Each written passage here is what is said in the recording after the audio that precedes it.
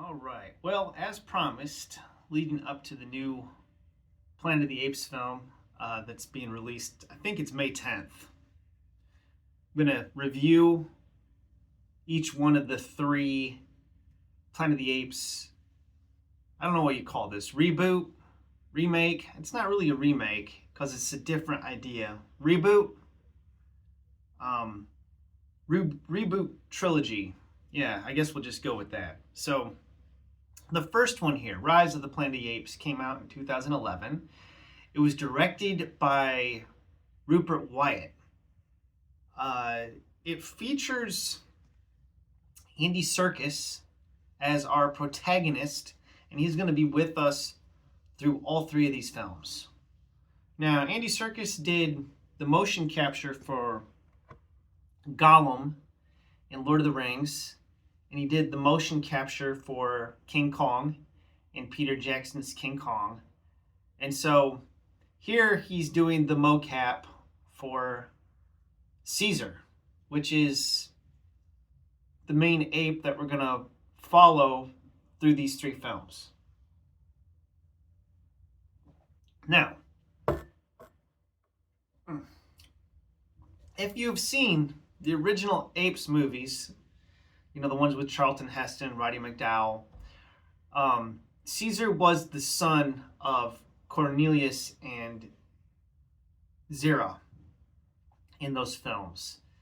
They ended up escaping from the Planet of the Apes, and then they wound up on Earth in the 1970s in some sort of time travel-y type thing where they went back in time, and their son was Caesar. Well, this has nothing to do with those movies. It's a completely different, reimagined take on it, where this Caesar is the son of a failed experiment. Well, I guess it's not failed. James Franco. Okay, he is James Franco here. Know him as the Green Goblin in the Spider-Man films with Tobey Maguire. James Franco is a scientist who's working on a cure for Alzheimer's, and he's got this Alzheimer's drug that he's testing on chimps, and it results in increased intelligence. The program gets shut down, but the mother is being tested with these drugs, and she's pregnant, and so it gets passed on to her child, which is Caesar. James Franco's father is played by John Lithgow, who has Alzheimer's. He's mentally deteriorating, and this is why James Franco's character is so bent on finding a cure. He has a romantic relationship with a woman in the movie played by Frida Pinto. And Brian Cox is also in this film. He plays a guy that runs a chimp or a ape refuge. So yeah, there's a lot of really fine actors in this film.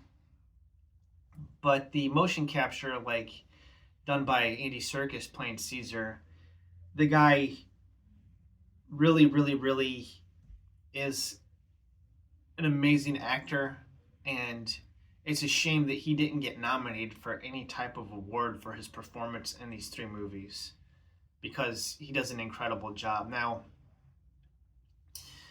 you basically have the plot to Deep Blue Sea, that movie with the sharks, where they give the sharks Alzheimer's drugs and the sharks get out and they start eating everybody.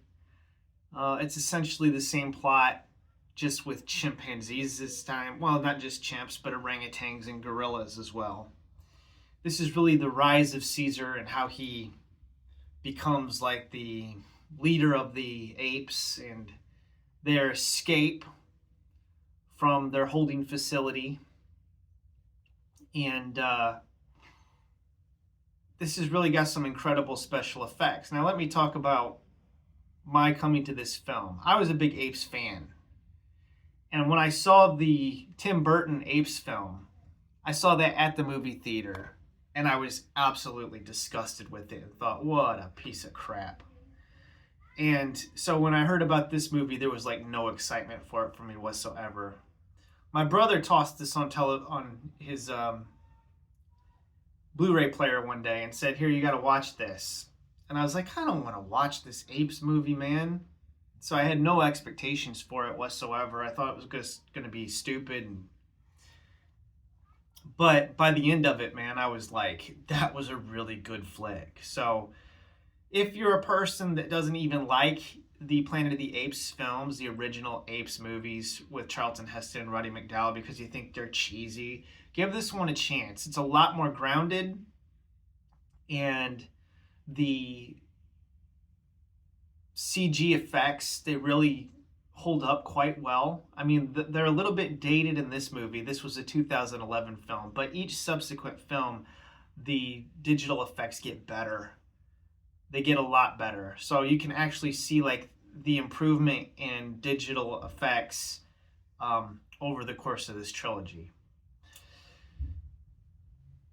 There is a really spectacular sequence at the end of the film that takes place on the Golden Gate Bridge when the apes escape. You can see it also on the cover where they are going up against San Francisco PD and I think portions of the National Guard.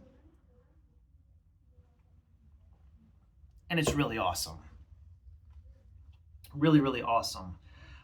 This sets up perfectly for a sequel film, which we'll talk about next time. But I just want to give this like the highest recommendation. This is a huge thumbs up for me. It's been a while since I've seen this, and watching it, it pulled me right in. There's lots of little homages to the original Apes films. If you've seen them, little Easter eggs. And you'll catch the big one.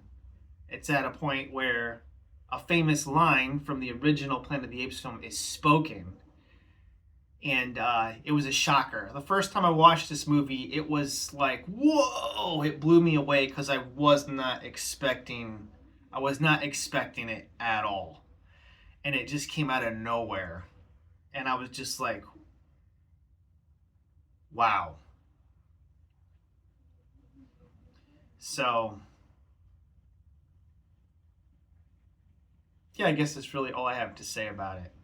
Anyways, that's it. Thanks for watching, and next week, I will cover Dawn of the Planet of the Apes, which I think is really awesome. I don't know. This is one of those series where it's hard for me to say that one movie is better than the other. They're all like right there, where they're all really, really good. There is no drop in quality. In fact, they might actually get better. So, have a wonderful day.